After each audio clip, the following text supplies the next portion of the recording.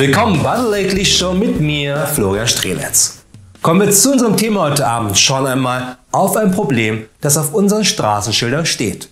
Und dabei meine ich nicht etwa, dass die AfD die Straße bei ihrer Parteizentrale in Berlin-Wolfschanze extra umbenannt hat in die Strelitz ist scheiße Straße. Zwar ist mein Name falsch geschrieben, aber trotzdem finde ich das natürlich total gemein. Total gemein gegenüber Ahmed Strelitz, der sein Leben den Ärzten ohne Grenzen gewidmet hatte und bis zu seinem Tode 1972 fast 2 Millionen Kinder geheilt hatte. Okay, er hat in seiner Freizeit gerne Pandas erwürgt und das nicht zu selten, aber das ist nur einmal der Preis für so viele geheilte Kinder. Nur bevor wir loslegen, noch eine kleine Sache. Denn die Kaffeetasse der Woche stammt dieses Mal passend von der in Berlin geliebten BEWAG, die vor über 10 Jahren gecancelt wurde. Und falls du also auch einmal deine Kaffeetasse hier bei mir stehen haben willst, dann schreib es mir einfach in die Kommentare oder schicke mir eine E-Mail. Wichtig bei beiden, bitte ausreichend frankieren und alles unter dem Hashtag wohl keine Tassen mehr im Schrank. Aber kommen wir jetzt zu unserem Thema, denn heute Abend geht es um die sogenannte Cancel Culture, die zu Dingen führt wie hier in Bristol. Holt sie von ihren Sockeln, die Statue eines Sklavenhändlers. Jahrhunderte stand Edward Colston im Hafen von Bristol. Dann setzte auf einmal das Denken über das Denkmal ein und die Sache kam ins Rollen. Und nun? Ist die Welt vom Rassismus befreit? Wie ist das mit dem Gedenken, Denkmäler stürzen? Verändert dies schon die Welt? Und gerne würde ich jetzt sagen, ja, das verändert die Welt. Und das konnte man auch sehen, als die Sowjetunion auseinanderbrach und die Denkmäler von Lenin und Co. nun umgeworfen wurden. Das hat das Leben in Russland besser gemacht. Jedoch nicht, wenn das nur bedeutete, dass man einen besseren Blick aus dem Fenster hat, weil Lenin nicht mehr im Weg steht. Und bestimmt hilft das ja ganz gut gegen einen knurrenden Magen, weil man wieder nichts zu essen hat. Oder im Irak, als die Statuen von Saddam Hussein gestürzt wurden. Seitdem geht es den Irakern bestimmt besser. Einmal vom IS, dem Hunger und der grassierenden Korruption abgesehen. Wobei bis auf den IS gab es das auch schon vorher. Oder hier bei uns 1945, als die Statuen von Hitler und Co. umgeworfen wurden und wir alle über Nacht Demokraten wurden und keine Nazis mehr waren. Einmal vor ein paar braunen Flecken in Sachsen, Sachsen-Anhalt, Mecklenburg-Vorpommern, Brandenburg, Berlin, Thüringen, Niedersachsen, Hamburg, Bremen, Schleswig-Holstein, Baden-Württemberg, Bayern, Nordrhein-Westfalen, Hessen und im Saarland abgesehen. Leider steht die Cancel Culture eben nicht für nachhaltigen Umgang bei zum Beispiel problematischen Denkmälern, fragwürdigen Blackfacing bei Comedians oder kanadischen Premierministern, sondern nur für Aktionen jetzt und hier. Egal wie, Hauptsache jetzt sofort canceln. Dich und dich da hinten. Was auch wichtig ist, um Veränderungen anzustoßen. Aber nicht, wenn man dann, anstatt sich damit zu beschäftigen, lieber zum nächsten Denkmal rennt, weil es eine riesige Gaudi ist, das Ding umzuhauen. Nun könnte man denken, dass Cancel Culture ein typisch amerikanisches oder auch britisches Problem ist. Gerade wegen der Sache mit der Sklaverei in den USA und der Ausbeutung der Menschen in Afrika durch das Empire über Jahrhunderte. Ist es aber nicht. Denn auch wir gehen mit einigen mehr als problematischen Menschen unserer Vergangenheit mehr als blauäugig um. In Hamburg-Wandsbek erinnert immer noch eine Straße an Hermann von Wissmann. Der Offizier ließ in Deutsch-Ostafrika Aufstände niederschlagen, ganze Dörfer vernichten. Schimmelmannstieg und Schimmelmannstraße. Der Kaufmann galt im 18. Jahrhundert als reichster Mann Europas, ein Sklavenhändler. Millicent und andere fordern seit Jahren, dass die Straßen umbenannt werden. Passiert ist bisher nichts. Die Kulturbehörde lässt die Straßennamen jetzt aber untersuchen. Und immerhin hat es ja nur 100 Jahre gedauert, mal den Namen zu untersuchen. Vielleicht hat die Hamburger Kulturbehörde aber auch nur ein altes 56K-Modem und da dauert es eben 100 Jahre, bis Wikipedia geladen ist. Noch länger dauerte das Laden scheinbar auch hier bei uns in Berlin. Denn Hermann von Wissmann ist bei weitem nicht der einzige problematische Name auf deutschen Straßenschildern. Und gerade die Mohrenstraße in Berlin-Mitte hat dabei eine traurige Berühmtheit erreicht. Benannt wurde sie nicht, wie man nun denken könnte, nach Wilfried Mohren, wobei auch das dann mehr als fragwürdig gewesen wäre, seinen Nachnamen ab 1707 auf ein Straßenschild zu pressen, sondern nach der abwertenden Bezeichnung für Afrikaner, die man damals unter anderem auch als Mohren bezeichnete. Und nur um zu verstehen, warum das auch noch heute so beleidigend ist: Mohren ist das deutsche niedlichere Pendant zum N-Wort, neben dem eigentlichen N-Word. Außerdem wurde nicht nur eine komplette Straße so benannt, sondern auch der berühmte Sarotti Moor wurde vom Werbekünstler Julius Gipkins 1918 als Hommage auf die Mohrenstraße entworfen und dann auf jede Sarotti-Schokoladentafel gedruckt.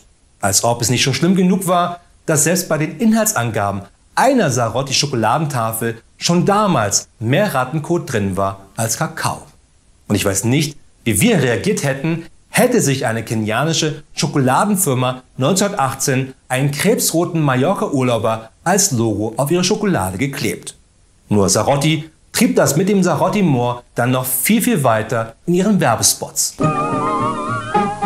Im Stadtverkehr, im Fernverkehr, und wer fährt mit? Guten Tag, Sarotti Moor. Hier ein Stückchen, da ein Stückchen, hier ein Stückchen, mehr ein Stückchen. Vielen Dank, singt man im Chor. Vielen Dank, Sarotti Moor. Immer etwas Besonderes. Sarotti, die gute Schokolade mit dem Mohren. Ja, das ist eine echt besondere Werbung, die man noch heute nicht etwa auf dem Telegram-Account der NPD findet, sondern auf der offiziellen Sarotti YouTube-Seite.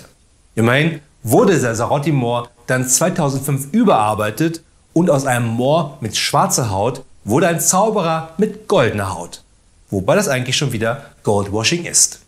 Und auch Uncle Ben's und Aunt Jemina wollen mittlerweile dank der Cancel Culture Proteste ihre schwarze Menschen beleidigenden Logos und Namen ändern.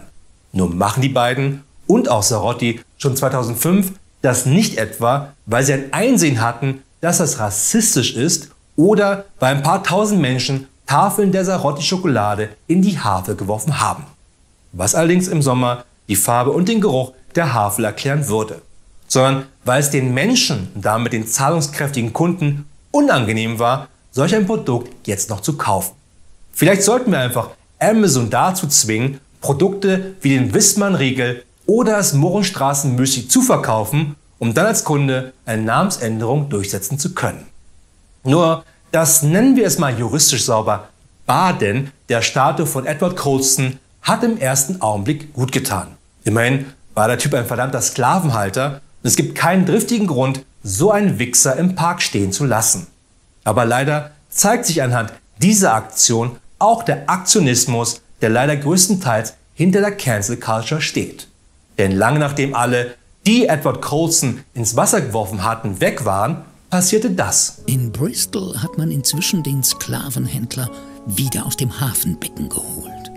Man kann ja die Statuen von ihren Sockeln holen. Aber denkt mal, die Ungerechtigkeit ist einfach weiter in der Welt. Wäre doch schön, wenn ein Denkmal das leisten könnte, dass man daran denkt. Und vor allem auch einmal darüber nachdenkt, wem man hier ein Denkmal gesetzt hat und warum. Warum man es gebaut hat und warum das heute nicht mehr richtig ist. Also fassen wir einmal zusammen. Cancel Culture ist ein amerikanisches Phänomen, das es auch zu uns geschafft hat. Und bei uns auch vielen ein Gehör verschafft, die schon lange sich dafür einsetzen, um zum Beispiel Straßennamen zu ändern, die mehr als fragwürdige Personen huldigen. Nur, was bringt es, wenn wir irgendwann dann doch mal die Namen ändern, aber in unseren Köpfen deren Missetaten immer noch nicht reingekommen sind? Denn ein Cancel Culture darf niemals zu mehr Fragen als Antworten führen. Bei der Mohrenstraße ist das einfach. Oder bei Onkel Toms Hütte in Zehlendorf und auch bei der Jüdenstraße in Spandau. Weil alle drei Menschen beleidigen. Aber warum zum Beispiel Bismarck canceln? Ist das nicht der Mann, der uns geeint hatte, sowohl 1871 als auch 1990 mit seinem widerlichen Sekt, den wir sofort gegen Rotkäppchen-Sekt ausgetauscht haben? Hat der Mann sich nicht dafür eingesetzt, dass es ab 1889 in Deutschland erstmals eine Rente für alle ab 70 gab? Sicherlich in einer Zeit, als die Menschen im Schnitt nur 60 wurden, fraglich, aber ansonsten gehört er doch zu den Guten, oder? Warum also seine wirklich viel zu vielen Statuen vom Sockel reißen? Weil auch er dabei mitgeholfen hat, dass Deutschland seinen Platz an der Sonne bekam mit eigenen Kolonien. Und dort Millionen Menschen von Deutschen getötet wurden. Also ein Typ, den man definitiv nicht in seiner Nachbarschaft stehen haben sollte. Wie auch Vertreter der AfD. Dabei ist Cancel Culture so unheimlich wichtig, damit wir über einige Dinge nachdenken und uns auch mal mit unserer eigenen Vergangenheit intensiver auseinandersetzen. Denn nur damit können wir besser werden. Da sind wir uns doch d'accord und zur Cancel Culture gewandt. Vielen Dank singt man im Chor. Ja, das lief im deutschen Fernsehen und nicht etwa 1933, sondern 1954. Aber noch eine kleine Sache. Wo hört bei der Cancel Culture das Richtige zu tun auf und wo fängt Zensur an? Wenn Beiträge gelöscht werden, weil sie nicht in ein gewisses Normativ passen und einen Shitstorm verursachen, wie bei Dieter Nuhrs Beitrag für die Deutsche Forschungsgemeinschaft. Ist dann das neue Normal? Nicht sagen zu können, was man denkt, selbst wenn es total falsch ist? Aber anstatt diese Person nun zu korrigieren, wird sie lieber gleich abgecancelt und stumm geschaltet? Ist eine Kunstfigur von Lisa Eckhardt noch Satire oder schon Rassismus genug, um ihren Auftritt beim Hamburger Festival zu canceln? Scheiße, bin ich noch okay? Oder sollte diese Show nicht auch gleich gecancelt werden, weil ich der Cancel Culture einen verdammten blinden Aktionismus vorwerfe? Denn mittlerweile hat die Cancel Culture Formen angenommen, wie bei der MeToo-Bewegung. Was anfangs ein Zeichen war, um gegen männliche Dreckschweine vorzugehen und diese öffentlich wegen ihrer Schandtaten bloßzustellen, ist heute nicht mehr als ein Mittel, um auf mehr Likes zu hoffen. Und wie bei MeToo ist das auch bei der Cancel Culture mehr als traurig, wenn sie nur noch dazu dient, Fehler zu machen, aber eben nicht mehr, um Fehler zu korrigieren. Das war's wieder von der Show für heute, aber keine Sorge, wir sind wieder am Freitag mit den Lately News.